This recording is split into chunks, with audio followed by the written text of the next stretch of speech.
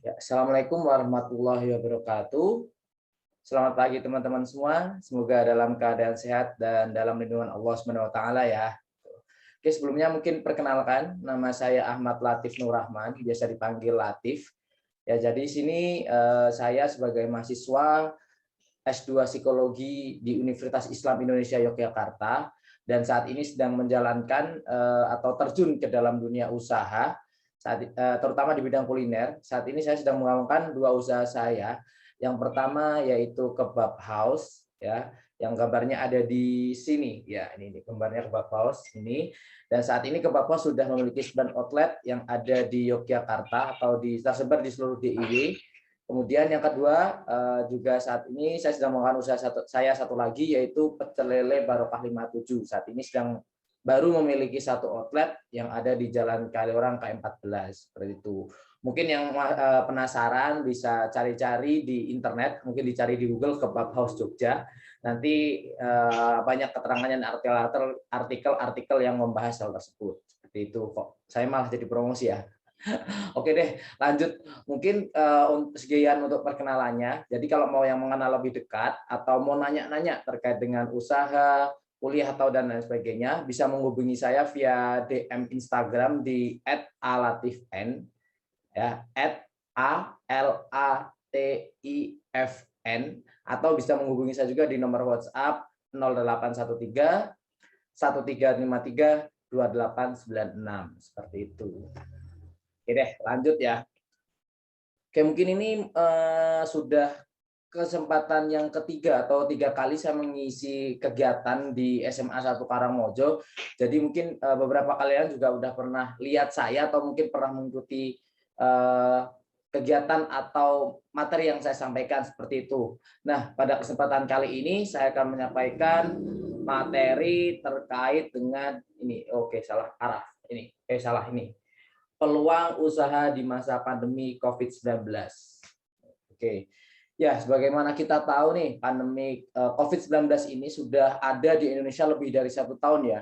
Mungkin udah hampir 1,5 tahun, yang dimana hingga saat ini sudah ada 2,5 juta jiwa lebih yang ada di Indonesia sudah terpapar virus COVID-19. Dan juga virus ini sudah menewaskan saudara-saudara kita lebih dari 67.000 jiwa. Dan sebagaimana kita tahu juga nih, penambahan kasus COVID-19 akhir-akhir ini ya itu penambahannya cukup signifikan atau cukup banyak, sehingga pemerintah menetapkan yang namanya PPKM darurat hingga tanggal 20 Juli nanti. Untuk itu saya juga mengingatkan kepada teman-teman sekalian untuk tetap mematuhi protokol kesehatan ya. Jadi kalau keluar pakai masker, jangan lupa juga sering-sering cuci tangan, pokoknya menjaga kesehatan lah, dan juga makan makanan bergizi dan lain sebagainya. Nah, selama pandemi COVID-19 ini juga banyak hal yang berubah. Bukan hanya banyak sih, tapi hampir semua hal berubah, baik dari segi sosial, ekonomi, dan lain sebagainya. Ini mungkin saya merangkum beberapa hal yang berubah selama akibat COVID-19. Ya, mungkin yang pertama yaitu semua orang lebih peduli terhadap kesehatan. Ya, sebagaimana kita tahu virus COVID ini merupakan virus yang penyebarannya cukup mudah ya. Jadi istilahnya melalui droplet dan sebagainya, virus itu dapat menular satu sama lain gitu. Jadi dengan adanya virus COVID-19 ini, masyarakat yang ada di Indonesia nih lebih peduli terhadap kesehatan. Jadi mungkin dulu jarang sekali ya kita lihat orang namanya keluar rumah pakai masker atau bawa hand sanitizer, kemudian cuci tangan di mana-mana itu dulu merupakan hal yang sangat jarang. Ketika ada COVID masuk ke Indonesia, jadi itu hal yang menjadi sebuah budaya karena memang kita dipaksa atau kita dituntut untuk selalu menjaga kesehatan dan kebersihan tubuh sehingga kita membantu mengurangi penyebaran COVID-19 ini. Itu. Kemudian produk-produk kesehatan juga sangat laku, seperti yang terbaru ini susu beruang ya, susu Bear Brand itu sangat laku hingga pada borong-borongan seperti itu. Sebelumnya juga pernah kejadian vitamin-vitamin yang cepat ludes dan sebagainya. Nah, hal tersebut menggambarkan bahwa dengan adanya COVID-19 ini hampir semua orang itu lebih peduli terhadap kesehatan masing-masing, seperti itu. Selain yang mungkin yang kedua, yaitu pembelajaran online ya, seperti yang ada teman-teman sekalian rasakan hingga saat ini, mungkin udah 1 tahun nggak pernah masuk sekolah secara tatap muka. Jadi sekarang sekolahnya online dikarenakan ya COVID-19 ini gitu. Jadi kalau ditakutkan dengan online masuk sekolah rame-rame, nanti akan penyebarannya akan semakin cepat, kemudian juga menjadi klaster-klaster baru di sekolah seperti itu, sehingga dilakukannya sekolah online. Nah, dan dengan sekolah online pun kita berubah ya, yang sebelumnya mungkin mengerjakan tugas tulis tangan, sekarang pun mengerjakan pakai Microsoft Word, kirim jawabannya mungkin bisa via email dan lain sebagainya. Nah, selain dari sekolah online pun, yang ketiga perubahan yang sangat cukup jelas terlihat, yaitu perdagangan online ya, atau jual beli online ya. Yang sebelumnya mungkin orang sering beli yang namanya langsung ke toko ataupun beli secara langsung seperti itu, sekarang berubah menjadi belinya online seperti itu ya. Sebagaimana sekarang banyak bermunculan aplikasi-aplikasi yang mempermudah untuk belanja online seperti Shopee, Tokopedia dan lain sebagainya. Itu membuat orang-orang mempermudah ketika belanja. Terlebih lagi di mana COVID-19 ini kita dituntut untuk tetap di rumah, sehingga membantu tidak meluasnya virus COVID. Jadi perubahan ini cukup saya rasakan sih gitu. Jadi kayak makanan yang biasanya kita datang ke restoran, sekarang pun kita nggak boleh makan langsung di tempat. Jadi hanya melalui bungkus dibawa pulang ke rumah, maupun kita beli via GoFood, via GrabFood maupun via Shopee Food seperti itu. Jadi menurut saya itu merupakan perubahan budaya ya, perubahan budaya yang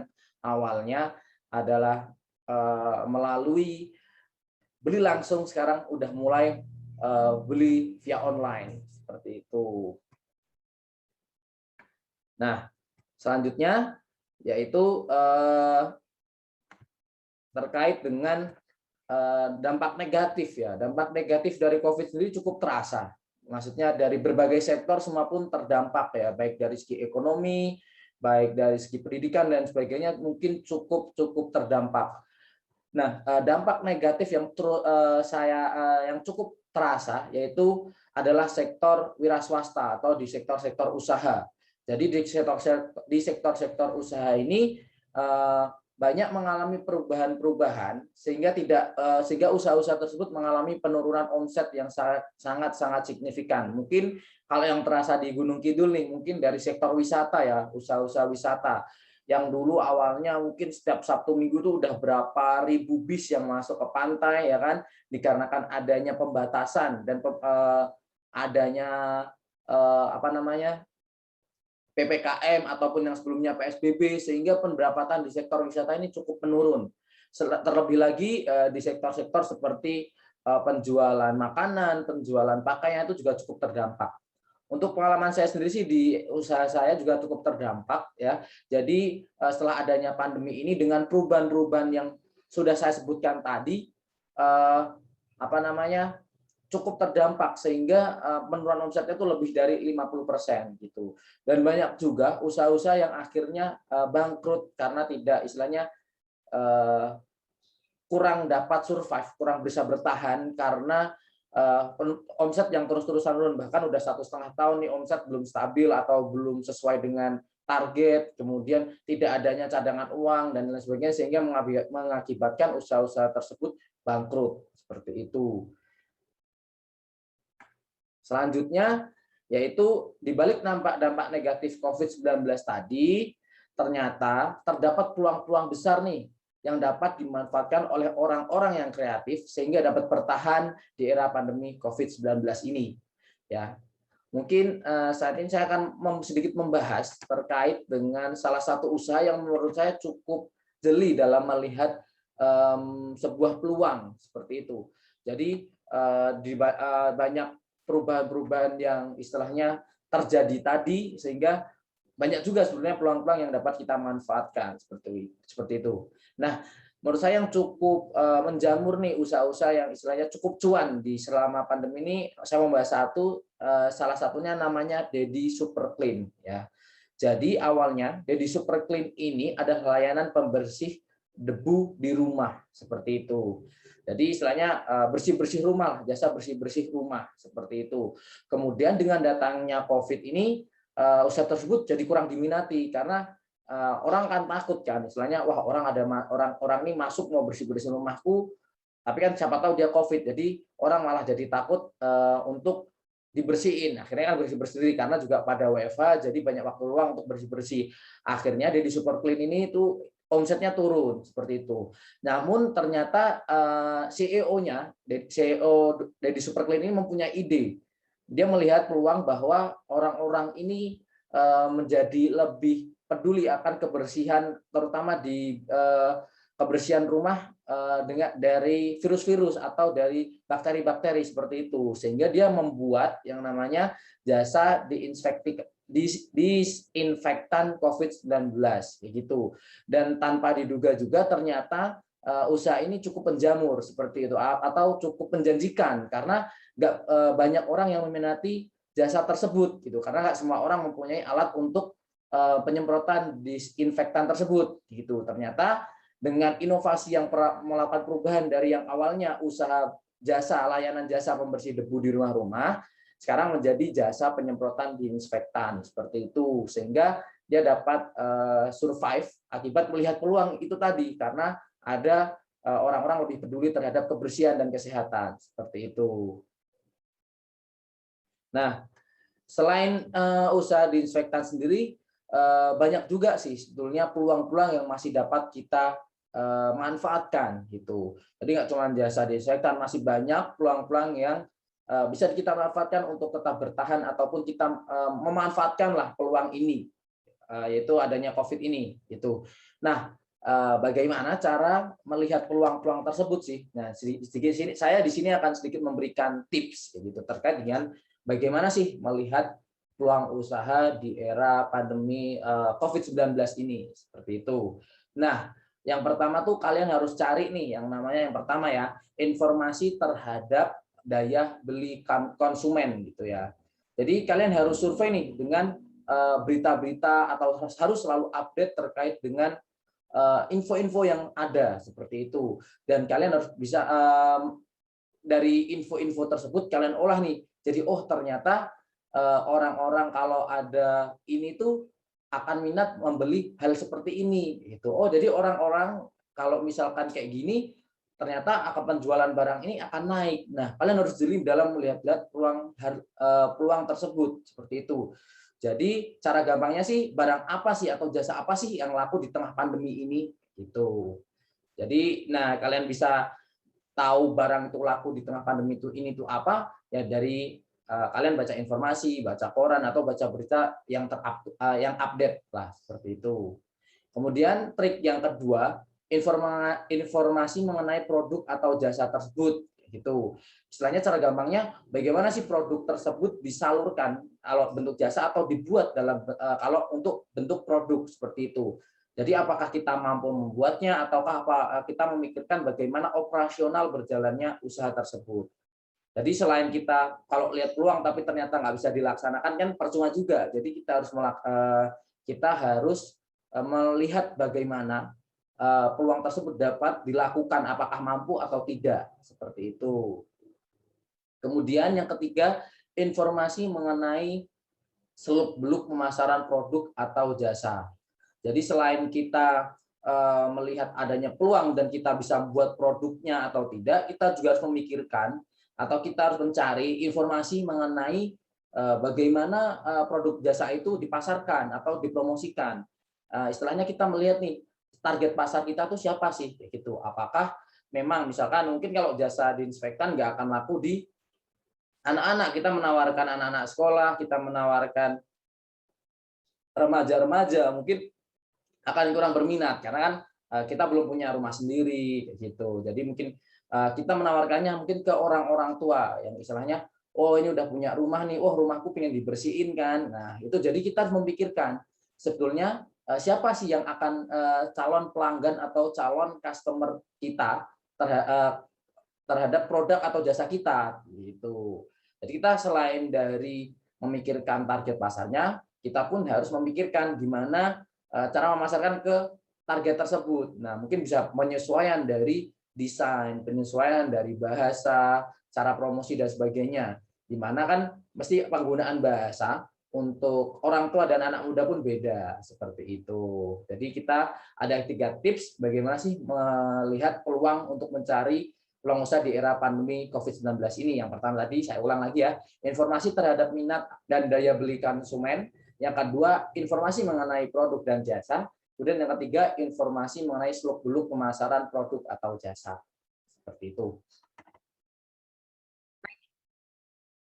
Oke, selanjutnya setelah kita mencari informasi atau mencari peluang-peluang berdasarkan tips dan trik yang di atas, kita juga perlu menganalisis peluang-peluang tersebut agar nantinya kita mengetahui seluk-beluk atau mengetahui semua hal terkait dengan usaha yang akan kita bangun nih.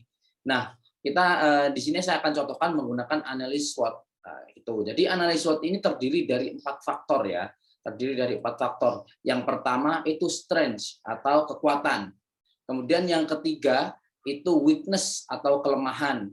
Kemudian yang sebentar, nggak kurang kelihatan ya. Oke. Yang ketiga ada opportunity atau peluang. Kemudian yang keempat ada threat atau ancaman.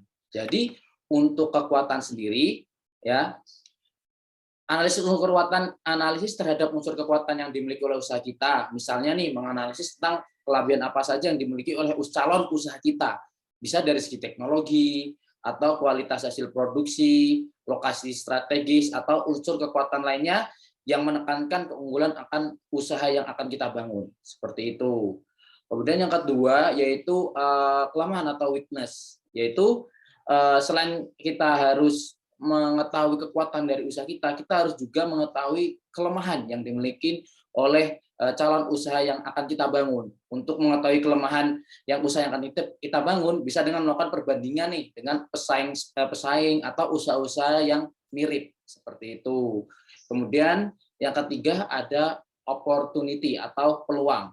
Nah, unsur peluang ini biasanya dibuat saat awal bangun bisnis nih, gitu. Ini karena dibentuk berdasarkan peluang atau kesempatan untuk menghasilkan keuntungan. Istilahnya ya itu tadi dengan tips dan trik yang ada 3 di atas tadi, kita membuat istilahnya list peluang apa yang kita dapat manfaatkan sehingga mempermudah seperti itu. Kemudian yang keempat itu threat atau ancaman. Analisis terhadap unsur ancaman ini sangat penting untuk menentukan apakah usaha yang kita bangun ini dapat bertahan atau tidak gitu. Beberapa hal yang termasuk unsur ancaman misalnya nih banyaknya pesaing, ketersediaan sumber daya, jangka waktu, minat konsumen, dan lain sebagainya. Oke, mungkin saya akan mencontohkan sedikit terkait dengan analisis SWOT ini dengan menganalisis usaha Dedi Super Clean tadi, ya Dedi Super Clean tadi. Jadi kita akan melihat nih kekuatan yang ada di Dedi Super Clean ini apa nih, gitu. Oh, kekuatannya nih usahanya belum banyak yang memiliki apa namanya jenis-jenis usaha yang sejenis nih akan menjadi kekuatan karena dengan semakin sedikit pesaing maka akan istilahnya akan banyak yang order ke kita lah gitu. Jadi selain itu ada kekuatan lainnya yaitu usahanya ini unik gitu karena emang jarang yang ada usaha seperti itu tuh. Jadi akan ada keunikan sendiri. Kemudian untuk kelemahannya sendiri mungkin nggak banyak orang yang akan istilahnya akan sedikit lah, akan nggak sebanyak kayak makanan. Kalau makanan kan jelas kebutuhan pokok. Kalau ini kan bukan kebutuhan pokok. Jadi memang pasarnya tuh sempit, nggak terlalu luas lah seperti itu. Jadi kelemahannya di situ. Kemudian peluangnya apa? Peluangnya nih dilihat dari banyaknya orang-orang yang memperhatikan kesehatan, gitu kan. Banyak orang yang memperhatikan kesehatan sehingga akan menarik, wah ini bisa nih membersihkan dengan cairan disinfektan sehingga ada peluang nih dari sini tuh. Nah, ancamannya apa? Atau threat-nya atau ancamannya apa? Ya ancamannya itu tadi. Ketika COVID nanti menghilang atau sudah mereda, akan banyak orang yang istilahnya kembali ke nggak terlalu memperhatikan kebersihan ataupun kesehatan seperti itu.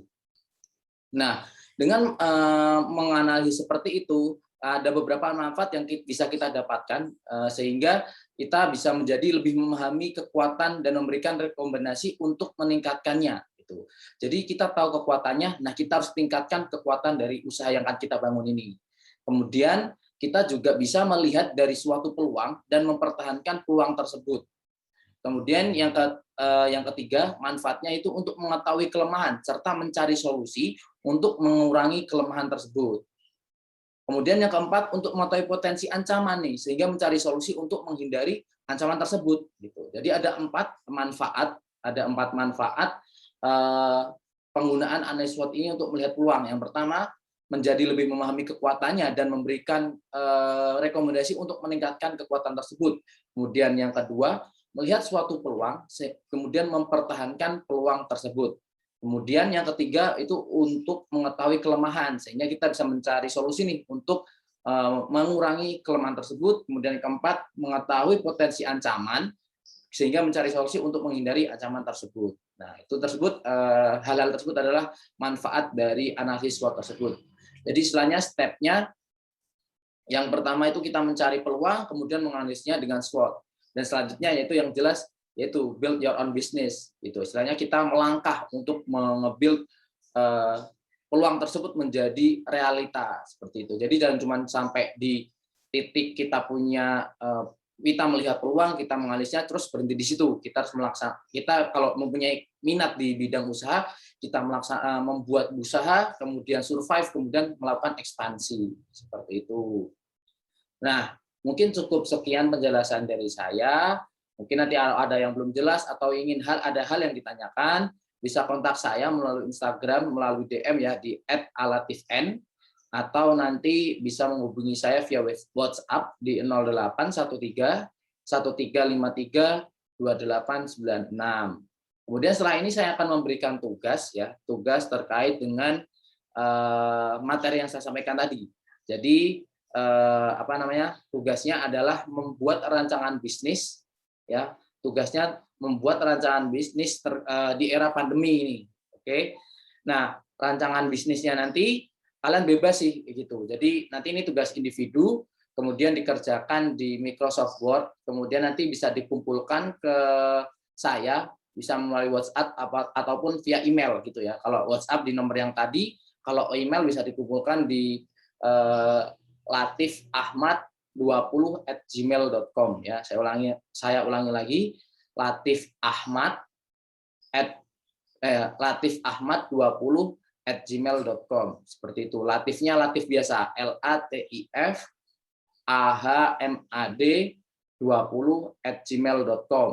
Nah, nanti tugas yang paling menarik ya, dua paling menarik nanti akan mendapatkan reward dari saya berupa pulsa seperti itu ya. Nanti akan saya nilai, kemudian yang ide yang menurut saya paling menarik dan paling istilahnya analisisnya bagus, kemudian tujuannya bagus, nanti akan mendapatkan reward dari saya seperti itu. Nah, tugasnya itu seperti apa? Nah, tugasnya yaitu membuat rancangan usaha di era pandemi COVID-19. Ya, yang pertama berikan nama usaha tersebut. Jadi berilah nama, sekreativitas kalian, seunik-uniknya lah, terserah kalian, sebebas, tapi istilahnya ya yang menarik lah seperti itu namanya. Kemudian yang kedua yaitu latar belakang, kenapa memilih usaha tersebut. Jadi ceritakan peluang usaha yang Anda lihat dari hasil observasi Anda terkait COVID. Jadi diceritakan nih, kenapa nih saya ingin membuat usaha ini, saya melihat peluang ini, gini, dan mungkin kalian baca di berita nih faktanya seperti ini gitu. Bisa kalian tuliskan di latar belakangnya. Kemudian yang kedua, tujuan dari usaha tersebut. Nah, kalian ingin mencapai atau memiliki tujuan apa sih dengan usaha tersebut? Dan yang keempat, bagaimana cara pemasaran produk atau jasa dari usaha kalian. Kalian ceritakan istilahnya target pasarnya di usia berapa, kemudian laki-laki atau perempuan, kemudian bisa umur sekian, nanti cara pemasarannya via apa, bisa via internet atau via brosur dan lain sebagainya. Kemudian kalian juga yang nomor 5 menuliskan target dari usaha tersebut. Kemudian yang ke-6, 7, 8, 9 kalian menggunakan analisis SWOT tadi. Jadi menuliskan kekuatan usahanya apa. Kemudian nomor 7-nya kelemahan usahanya apa. Kemudian nomor 8 peluangnya apa, opportunity-nya apa gitu. Kemudian yang ke-9 ancamannya seperti apa. Ini maaf kepotong ya, jadi cuma sampai nomor 7. Jadi nanti ada nomor 8, ada nomor 9, ada 9 soal. Jadi yang pertama ada nama usaha, kemudian latar belakang kenapa memilih usaha tersebut, kemudian ketiga tujuan dari usaha tersebut, kemudian keempat bagaimana cara pemasaran produk atau jasa, kemudian yang kelima target usaha tersebut, yang keenam kekuatan dari usaha tersebut, kelemahan usaha tersebut, kemudian peluang usaha tersebut dan ancaman usaha tersebut. Seperti itu. Jadi nanti silahkan kerjakan di Microsoft Word, itu nanti silahkan dikirimkan via email ataupun via WhatsApp gitu. Ataupun ada yang mau ditanyakan juga silakan menghubungi saya seperti itu. Semoga tugas ini dapat memberikan istilahnya gambaran lah untuk kalian membuat peluang di era pandemi seperti ini. Oke, mungkin cukup sekian. Sekali lagi saya mengingatkan kepada teman-teman sekalian untuk selalu menjaga kesehatan, makan makanan yang bergizi, selalu rajin cuci tangan, dan apabila keluar rumah patuhilah protokol kesehatan. Jadi selalu pakai masker, cuci tangan, pokoknya jagalah kesehatan lah di era pandemi yang istilahnya sekarang lagi genting seperti itu. Oke, mungkin cukup sekian, semoga bermanfaat. Apabila ada kurang dan lebihnya saya memohon maaf yang sebesar-besarnya. Saya tutup. Wassalamualaikum warahmatullahi wabarakatuh.